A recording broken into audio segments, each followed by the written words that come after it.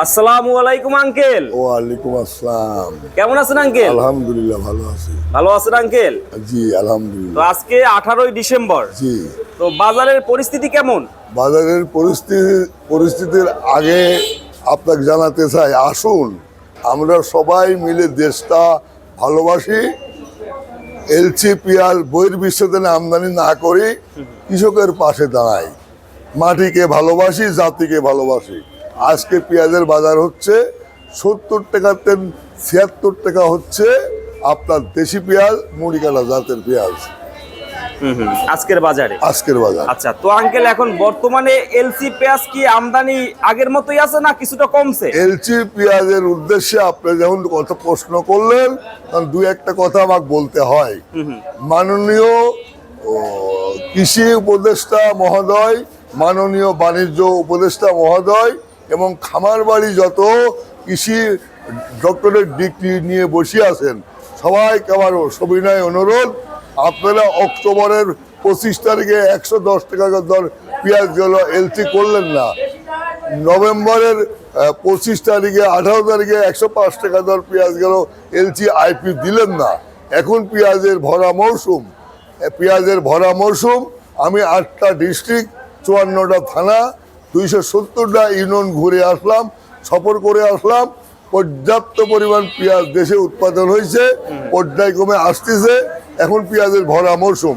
এখন একবার দিলেন 1500 টনের এলচি, 30 জন ইম্পোর্টারে সর্বশান্ত বললেন, আবার দিলেন 3000 টনের এলচি, দেশের কৃষকদের সর্বশান্ত করলেন। এখন ভরা মৌসুমে এইভাবে এলচি দিলে কৃষক এই দেশে টিকতে পারবে না, কৃষকের মেরুদণ্ড ভেঙে যাবে। তাই আইনমন্ত্রী আসিফ নজরুল সাহেব বলছে যে খালি নিজে ভারত থেকে 22 টাকা 25 টাকা দর পেঁয়াজ নিয়ে আসি, বিক্রি করে মোটা অঙ্কের লাভ করলে চলবে না। এদেশের কৃষকের দিক তাকাতে হবে, কৃষকের পাশে দাঁড়াতে হবে।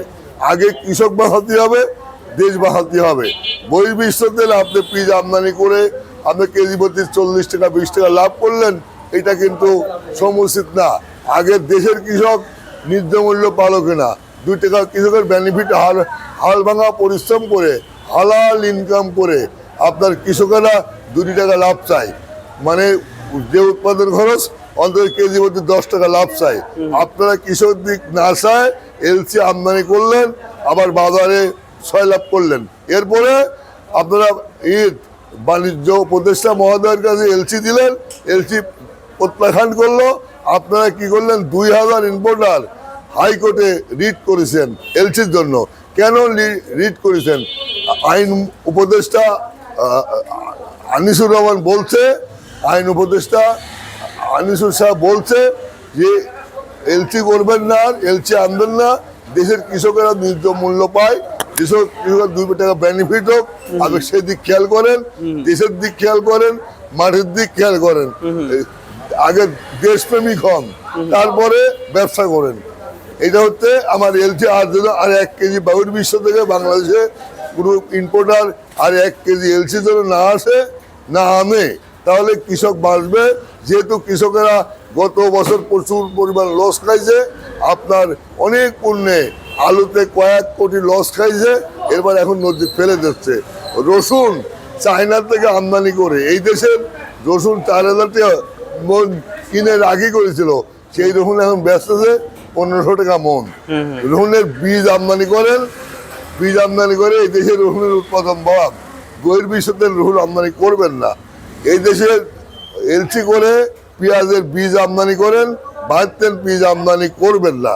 এই দেশে ড্রাগন ফল এর বীজ আমদানি করে ড্রাগন ফল হচ্ছে। এই দেশে গরুর বীজ আমদানি করে গরুর উৎপাদন চাহিদা মিটা গেছে। এই দেশে আপনার শহীদ রাষ্ট্রপতি চায়নার থেকে ধানের বীজ নিয়ে আসি প্রত্যেকটা কৃষকের হাতে তুলে দিয়েছে। এর লগে লগে আপনার প্রত্যেকটা চকে মাঠে ডিপটিকল বসা পানির ব্যবস্থা করে দিয়েছে।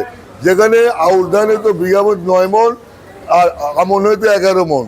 শহীদ রাষ্ট্রপতি এমন পূর্ণ, এমনই জিনিস হাতে তুলে দিয়েছে কৃষকের, চায়নার থেকে ধানের বীজ আমদানি করে ধান এখন বিঘা মতো 40 মন 45 মন। এই দেশে খাদ্য চাহিদা মিটা বহির্বিশ্ব শহীদ রাষ্ট্রপতি বেঁচে থাকতেই বহির্বিশ্ব চাউল রপ্তানি করে গেছে। এইরকম রাষ্ট্রপতি দেশে যদি আর 5টা জন্ম নিত কি হতো, এই দেশ এবং এই জাতির অনেক অনেক উন্নতি হতো, বুঝলেন। উনি মারা গেছে, উনি শহীদ হয়ে গেছে, আল্লাহ যেন ওনার বেহেশতের সুন্দর জায়গায় ওনার স্থান দেয়, বেহেশতের যেন নসিব করে। তো আঙ্কেল এখন বর্তমানে বাজার 70 থেকে 78 টাকা 77 টাকা, খুচরা বাজারে 90 টাকা, দাম তো একদম কম না, একবারে কম না, একবারে কমে যাবে, আর একটু কমে যাবে। আজকে হচ্ছে 18 তারিখ, আপনি 22-23 তারিখের মধ্যে দেখবেন এই শ্যামবাজারের পেঁয়াজ বিক্রি হচ্ছে পাইকারিতে 55 টাকা 60 টাকা, আর খুচরা বাজারে দেখবেন 70 টাকা। আমি যেটা মন্তব্য করি কথা বলতেছি, এই কথা আপনি দেখবেন বেশি 19-20 হবে না। আমি অতীতে বহুতবার চ্যানেলে কথা বলেছি, বহুত চ্যানেলে 49টা চ্যানেলে একাধিকবার টকশো করেছি, আমার মন্তব্য মোটামুটি কারেক্ট হয়, বুঝলেন। আমি আপনাকে বলতেছি যে আগামী সপ্তাহেই পেঁয়াজ 55 টাকা 60 টাকায় চলে আসবে পাইকারি বাজারে, খুচরা বাজারে সর্বোচ্চ 70 টাকা থাকবে। 1 কেজি পেঁয়াজ বহির্বিশ্ব থেকে আমদানি করার দরকার নাই। আরেকটা কথা আপনার মাধ্যমে জানাতে চাই যে এই মুহূর্তে এখন কৃষকের পাশে দাঁড়াতে হলে, কৃষকের বাঁচাতে হলে, কৃষকের আপনার সহযোগিতা করতে হলে সারের দাম কমাতে হবে, এই কীটনাশকের দাম কমাতে হবে। তেল 1 লিটার তেল 122 টাকা দাম, যে তেল আপনার সরকার মনে করলে 50 টাকা লিটার করতে পারে। আর তেল করতে ভুট্টা কন, ধান কন, পেঁয়াজ কন, রসুন কন, গম কন, এগুলি উৎপাদন করতে গেলে তেল লাগে, তেল দিয়ে পানি উঠাতে হয়। আর যদি তেলের দাম, ডিজেল তেলের দাম কমা দেয় লিটার প্রতি 50 টাকা করে, বুঝলেন, দেখবেন 185টা পণ্যের দাম 7 দিনের মধ্যে কমে যাবে। তেলের দাম অস্বাভাবিক, যে তেল দিয়ে কৃষকের আসল উৎপাদন করার হাতিয়ারই হচ্ছে ডিজেল তেল আর সার, সেই তেলের দামও আকাশ ছোঁয়া, এবং বিষের দামও আকাশ ছোঁয়া, এবং সারের দামও আকাশ ছোঁয়া। কৃষক যেসব উপকরণ দিয়ে কৃষি উৎপাদন করে সেই সব পণ্যের দাম অস্বাভাবিক, আর কৃষক এইসব অস্বাভাবিক দাম দিয়ে তেল, সার, বিষ যখন নিয়ে আসি জমিতে দিয়ে উৎপাদন করে, সেই সব ফসল বাজারে বিক্রি করতে গেলে কোনো দাম নাই, পানির দামে বিক্রি করতে হয়, বুঝলেন। অনেক পণ্য আছে পানির চেয়েও দাম কম, বুঝলেন।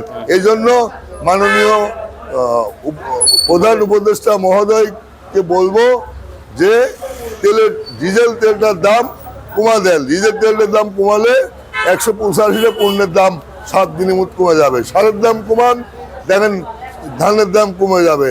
সারের দাম 42 টাকা 45 টাকা 35 টাকা কেজি।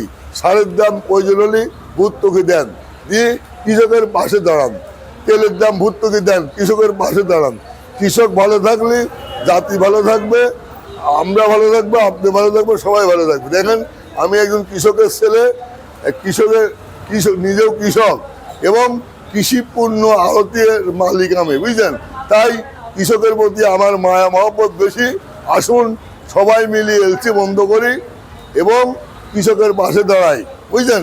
তাহলে কৃষক ভালো, কৃষি পণ্য দেশ, কৃষক ভালো থাকলে দেশ ভালো থাকবে, জাতি ভালো থাকবে, আপনার দেশের উন্নতি হবে, জাতির উন্নতি হবে।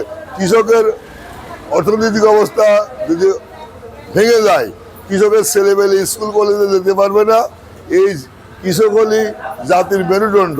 কৃষকের ছেলেমেলেই যদি স্কুল কলেজ ভার্সিটি যায়, তারাই শিক্ষিত হবে, তারাই জাতির মেরুদণ্ড হবে, তারাই জাতির শিক্ষিত সন্তান হবে। তাই আসুন সবাই মিলে দেশকে ভালোবাসি, জাতিকে ভালোবাসি, দেশপ্রেমিক হই, কৃষকের পাশে দাঁড়াই। থ্যাংক ইউ আঙ্কেল, আসসালামু আলাইকুম। ওয়ালাইকুম আসসালাম।